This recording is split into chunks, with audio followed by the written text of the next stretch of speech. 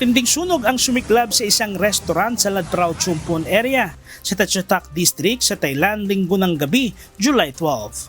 Sa tindi ng apoy, hindi agad nakalabas ang maraming tao sa loob. Ilang individual ang nakuha ng palabas ng gusali na may mga apoy pa sa katawan.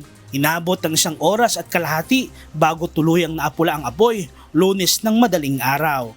Batay sa inisyal na ulat, 27 individual ang kumpirmadong nasawi at mahigit 6 na po ang sugatan. Nasa 20 naman ang kritikal ang kondisyon. Matapos maapula ang sunog, natagpuan ang ilang mga labi na magkakapatong sa loob ng restroom ng pasilidad. Ayon sa inisyal na investigasyon ng Thai Department of Disasters Prevention and Mitigation, maraming individual ang nagtakbuhan sa likurang bahagi ng restaurant kung saan naroon ang isang fire exit. ป้ายหนีไฟไม่มีมันยังมีป้ายหนีไฟเขากลัวลูกค้าไม่จ่ายตังค์แล้วออกทางนี้ครับ Ngunit mismong si Thailand Prime Minister Anutin Charnvirakul ang nagkumpirma na walang karatula at nakadouble lock pa ang fire exit ng gusali.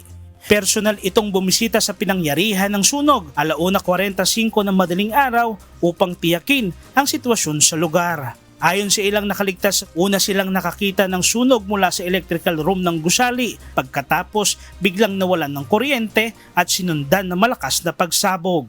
Iutos na ng Thai leader na agad tulungan ang mga sugatan at asakasuhin ang pagpapaabot ng tulong sa mga kamag-anak ng nasawi. Iniutos rin nito ang malalimang investigasyon upang matukoy ang pinakadahilan ng sunog. Paulo Dasal, UNTV News and Rescue. Diyos ang aming sandigan, serbisyo publiko ang aming pinahalagahan.